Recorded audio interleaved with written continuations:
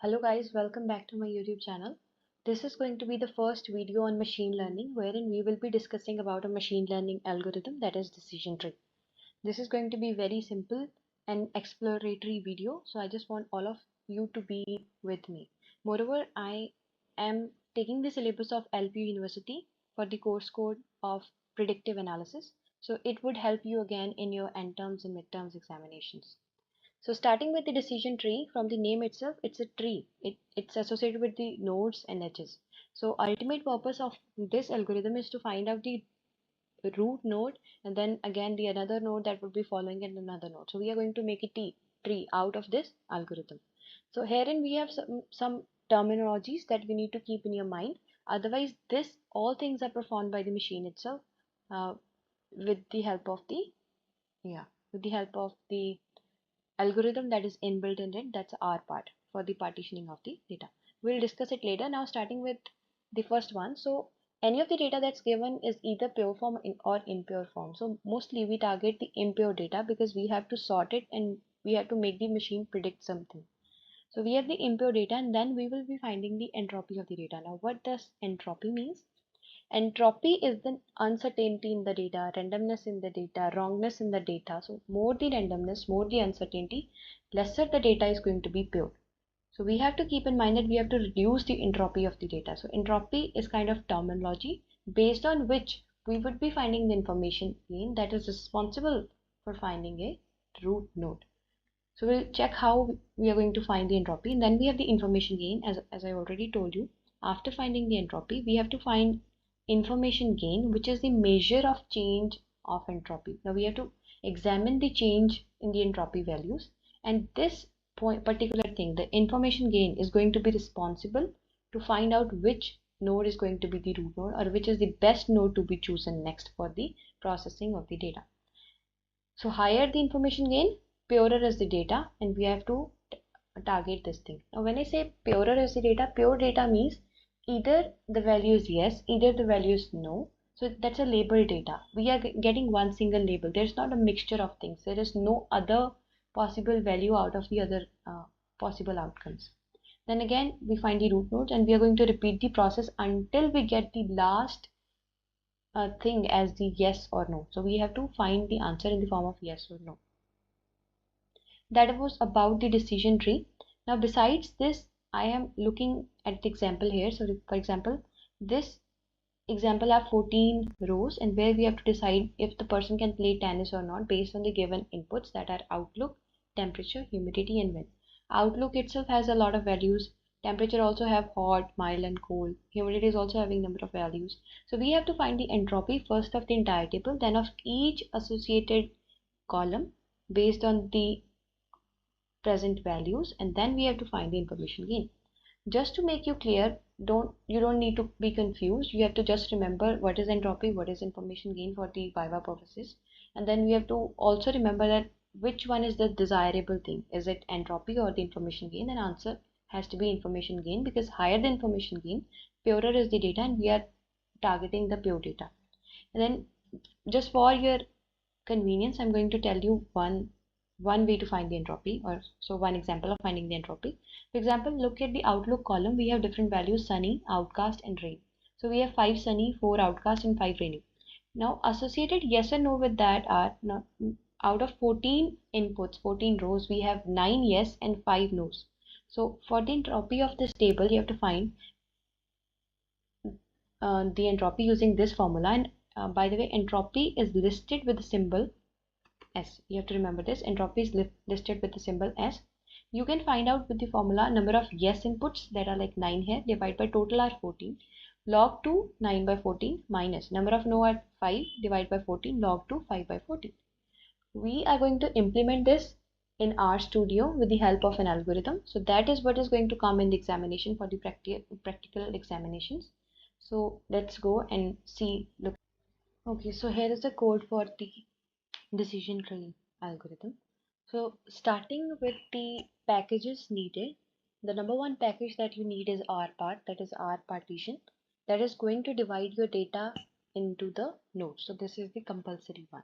I have already installed it, so I am skipping this third line of the code and directly jumping to the fourth, which is library of the R part. Now, once you have installed the packages, you need to use the packages. So for that, you need a library function. And now I would be working on the iris dataset that is already present in the RStudio. So I'm writing data iris, and then I have to see the structure of iris. So it is going to tell me I have 150 observations of 5 variables, which means that I have 150 rows and I have 5 columns. And these are the columns, and I'm having their data type, that is numeric, and these are some listed values. Then in order to view it separately, I have this view function. So it opened up here. So we have this one. Then now the main part is now we have to divide the data for the training purposes and testing purposes. So for that, I'm making a variable that is indexes. And out of those 150 observations as listed, I am choosing any of 110 observations into the indexes function. So I'm writing it sample. So sample means anything could be chosen out of 150. So let me run this for you. It's right. And then to see what the indexes are chosen, I'm running it. So I have total, this is 109 and this is 110 and 11. So we have 110 chosen values. Now I will be giving the training data set some values and testing data set some values. Now here I'm writing iris train. This is the name which I'm going to give the training data set. That is iris, which is my data set, and bracket indexes comma. I've written it blank. Now what does that mean? Out of the iris data set, choose the number of rows which are covered by the indexes. So it is going to choose 110 rows, and comma, I have not written anything in place of columns, so it means that all the columns would be chosen. Done. Let me see the iris train. These are the iris train. Total 120. Okay, so total 110 values. And then again testing. Now I'm writing minus indexes. Now I'm writing iris minus indexes. So all the chosen values of iris train would be excluded, and the left would be given to iris test. And again to check the testing, these are the testing values. Now again I have to find out the target thing. So what I really have to find out is I have to specify themselves. Are these setosas, or are these versicolor, or there is another virginica? So I have to label the data in these form. So what is my target? Target is the species. Now what is the species? That column that I have to label. So I have target, that is species, and I want to check the species on which values. I want to check it on sepal length, sepal width, petal length, petal width. So all the parameters that are given here. So 1, 2, 3, 4. These are all the parameters. If you are not writing this, you can also write this, which means that all things would be included. If we are writing tilde symbol and the dot, means I am including all the columns. Here if I need to include more or less, so that's why I'm specifying, otherwise tilde and dot would also work fine. So here I'm running it, the target one, and then showing you the target. Then I have to plot the graph. So for plotting we need rpart.plot. Otherwise in others we have used ggplot too. Here for the specific trees we have rpart.plot. Again I've installed it. So now I am going to give the classification. Now with the help of the rpart function that is present in rpart.plot, I will take the target. Now target is whatever I have to represent as the data as a tree. Then what I'm taking the data, that is iris train, because I'm working on the iris training data set, and I'm writing method is equals to class. Now here what I mean is that whatever the output it's going to generate in the probability terms. I'm going to get the probability, I'm going to get the entropy in the form of values. So that is the method is equals to class, because I have to classify the data in the form of probability. So I'm storing it in the tree data set. Again now to represent, so we use the rpart.plot. Now we have to use it, so I'm going to write it rpart.plot as a library, accessing it. Now it's going to plot the tree. So look, it use rpart.plot is the function, and I'm giving whatever I have to plot, that is this one, whatever I did earlier, tree function. Now here it represents the graph, and here we have setosa, versicolor, virginica. So the main one is virginica. Then it divided into two things, so we have yes and no as the output, that is setosa and virginica. Now again the virginica based on another things, petal length less than 4.9, we have versicolor and virginica. So it have represented this. Now to predict it, now prediction would be done in this way. I'm having a predict function, which is again going to take the data set. So that is tree, whatever we want to predict on the basis of certain outputs.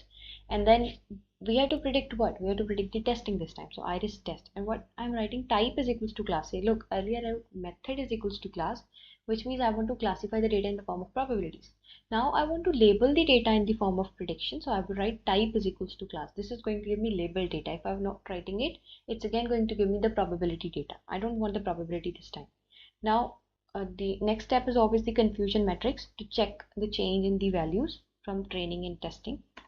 So actual is equals to iris test species. I want to test the species of the iris testing data so as to compare it with whatever is predicted. Then confusion matrix is table. I'm going to make the confusion matrix with table, and I'm having a variable predicted. What is going to be predicted? The pred value, that is tree iris testing, and the actual is going to be the actual, that is species of the iris test.